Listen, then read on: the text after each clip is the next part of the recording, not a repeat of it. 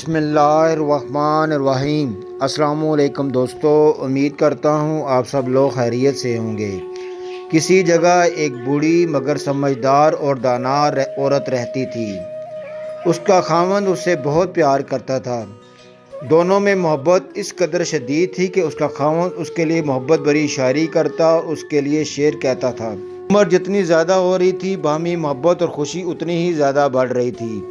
جب اس عورت سے اس کی دائمی محبت اور خوشیوں بھری زندگی کا راز پوچھا گیا کہ آیا وہ ایک بہت ماہر اور اچھا کھانا پکانے والی ہے، یا وہ بہت ہی حسین اور جمیل اور خوبصورت ہے، یا وہ بہت زیادہ عیالدار اور بچے پیدا کرنے والی عورت رہی ہے، یا اس محبت کا کوئی راز ہے، تو اس عورت نے یہ جواب دیا کہ خوشیوں بھری زندگی کا اسباب اللہ سبحانہ تعالیٰ کی ذات کے بعد خود عورت کے اپنے ہاتھوں میں ہے۔ اگر عورت چاہے تو اپنے گھر کے جنت کو چھاؤں بنا سکتی ہے، اور اگر یہی عورت چاہے تو اپنے گھر کو جہنم کی دہکتی ہوئی آگ سے بھی بھر سکتی ہے۔ کئی عورتوں نے 10 بچے پیدا کیے، مگر نہ خاوند ان کے مشکور ہوئے اور نہ ہی اپنے خاوندوں سے کوئی مخصوص التفاع اور محبت پا سکیں، مگر طلاق تک نوبت جا پہنچی۔ اچھے کھانا پکانا بھی کوئی خوبی نہیں ہے۔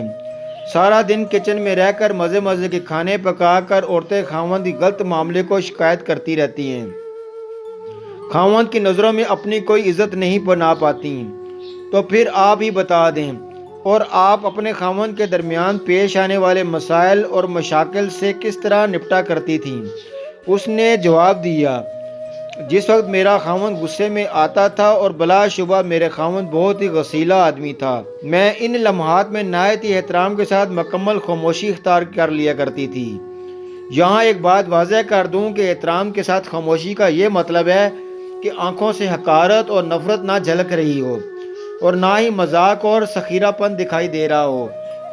آدمی بہت عقل مند ہوتا ہے، ایسی صورتحال اور ایسے معاملے کو بھانپ لیا کرتا ہے۔ اچھا، تو آپ ایسی صورتحال میں کمرے سے باہر کیوں نہیں چلی جایا کرتی تھی؟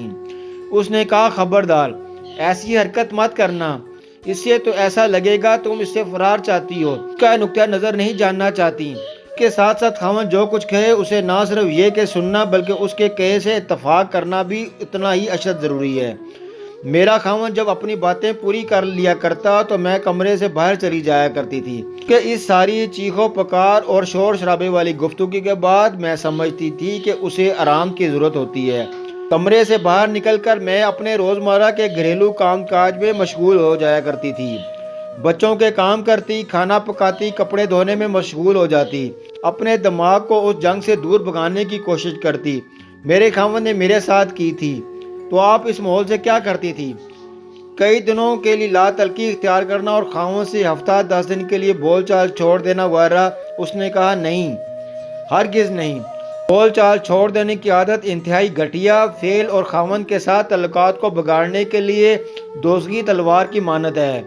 اگر تم اپنے خاوند سے بولنا چھوڑ دیتی ہو تو وہ ہو سکتا ہے شروع میں اس کے لیے یہ بہت تکلیف دہ عمل ہو۔ شروع میں وہ تم سے بولنا چاہے گا اور بولنے کی کوشش بھی کرے گا، لیکن جس طرح دن گزرتے رہیں گے اس کا عادی ہوتا چلے جائے گا۔ تم سے 2 ہفتے تک نہ بولنے کی استطاعت آ جائے گی، اور ہو سکتا ہے کہ تمہارے بغیر وہ رہنا سیکھ لے۔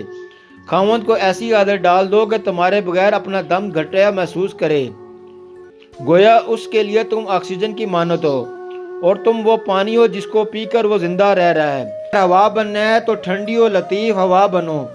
اس عورت نے کہا، میں 2 گھنٹے کے بعد یا 2 سے زیادہ کچھ گھنٹوں کے بعد جوس کا ایک گلاس یا گرم چائے کا ایک کپ بنا کر اس کے پاس آ جاتی اور اسے نہایت ہی سلیقے سے کہتی، لیجئے چائے پیجئے۔ اس کے بعد وہ ہمیشہ اپنے درست رویے کی معذرت کرتا تھا اور مجھ سے گھنٹوں پیار بھری باتیں کرتا تھا۔ تو کیا آپ ان کی پیار بھری باتوں پر یقین کر لیا کرتی تھی؟ ہاں بالکل، میں ان باتوں پر بالکل یقین کرتی تھی۔ میں جاہل نہیں ہوں۔ کیا تم یہ کہنا چاہتی ہو کہ میں اپنے خاوند کی ان باتوں پر تو یقین کر لوں جو وہ مجھ سے غصے میں کہہ ڈالتا تھا، اور ان باتوں پر یقین نہ کروں جو وہ مجھے پرسکون حالت میں کرتا تھا؟ تو پھر آپ کی عزت اور نفس کہاں گئی؟ کاہے کی عزت اور کون سی عزت نفس؟